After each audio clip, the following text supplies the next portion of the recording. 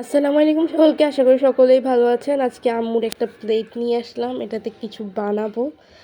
খুব এটা আগে থেকে একটু ভেঙে গিয়েছিল, তাই এটা আমাকে দিয়েছে, না হলে কখনোই আমাকে দিত না। এই যে তাই প্রথমে একটা সাদা কালার দিয়ে প্লেটটাকে পুরোপুরি কভার করে নিলাম। জেসো বা সাদা কালার দিয়ে তোমরা এটাকে কভার করে নিতে পারো। তো এখন যে ডিজাইনটা আমি প্লেটের মধ্যে করব সেটা এঁকে দিব। সেই ডিজাইনটা এই যে দেখো আঁকা শেষ। এখানে আরও দুইটা পাতা হবে। এই যে এখানে দেখতে পাচ্ছ নিচের দিকে আরও দুটো পাতা হবে, সেগুলো হবে ছোট ছোট।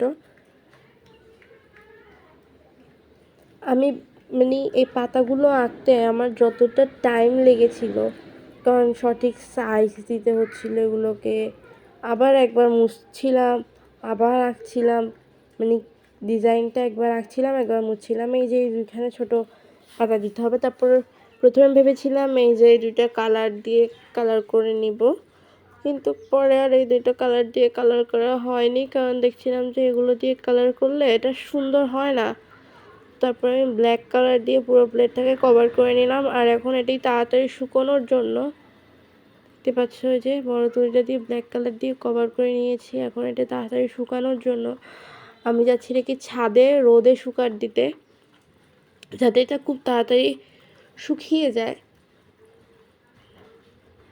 সব ব্ল্যাক কালার দিয়ে কভার করে নিয়েছি পুরো প্লেটটাকে।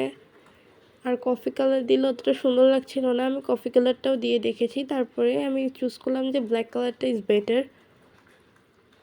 যে দেখো ছাদে কি পরিমাণ রোদ, এই রোদে দিলে অবশ্যই 2 মিনিট বা 4 মিনিট 10 মিনিটের মধ্যেই শুকিয়ে যাবে। তো আমি এটাকে রোদে রেখে চলে আসলাম বাসায়। তো এটা শুকিয়ে যাওয়ার পর আমি ক্লে নিচ্ছি, যেহেতু এটা লিপ্পান আর্ট ছিল। তো আমি প্রথমে ক্লে দিয়ে এটাকে সুন্দর করে চিকন করে একটা পাতা দিয়ে দিয়েছি। এগুলো হচ্ছে ছোটো পাতাগুলো, এই যে দেখতেই পাচ্ছ তোমরা। তারপরে সবগুলো পাতা এখন এভাবে ক্লে দিয়ে গ্লু দিয়ে বসিয়ে দিব।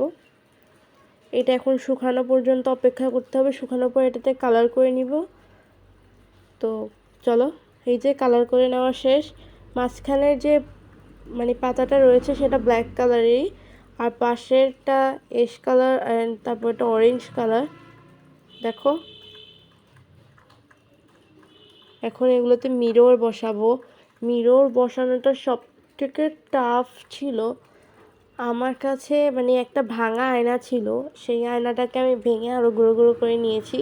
আর মিরর বসাতে এত পরিমাণে ভয় লাগছিল, কারণ এগুলো যেহেতু ছোটো ছোটো কণা ছিল, ভাঙার কারণে হাতে ঢুকে যাওয়ার বা বাতাসে চোখে আসার অনেক চান্স ছিল। এগুলো খুব সাবধানে বসাতে হতো। এই যে আমি গ্লু দিচ্ছি আর খুব সাবধানে বসাচ্ছিলাম, আর আম্মু আমাকে অনেকবার বলছিল যে যাতে সাবধানে এগুলো বসাই, এগুলো হাতের মধ্যে ঢুকে যেতে পারে। তো আমি প্রচণ্ড পরিমাণে ভয় পাচ্ছিলাম এগুলো বসাতে, কিন্তু আনন্দও হচ্ছিলো এগুলো বসাতে, কি কারণ মিরর বসালে অনেক বেশি সুন্দর লাগে। আগের পাতাটায় মিরর বসিয়ে নিয়েছি, এখন এই ব্ল্যাক পাতাটায় মিররগুলো বসিয়ে নিব। এই দেখো আমাদের মিরর বসানোটা কমপ্লিট। এখন এগুলোকে শুকাতে দিতে হবে। আর পাশে পুঁতি দিয়ে দিব আমি। পাশে স্মল যে হোয়াইট কালারের যে পুঁতিগুলো থাকে সেগুলো দিয়ে গোল এটা কভার করে নিব। দেখতে পাচ্ছ আমি E80,000-এর গ্লুটা ইউজ করছি, কারণ এটা একটু বেশি আঠালো হয়ে থাকে, এগুলোর জন্য এটা বেস্ট। তো আমি প্রথমে পুঁতিগুলো দিয়ে দিচ্ছি।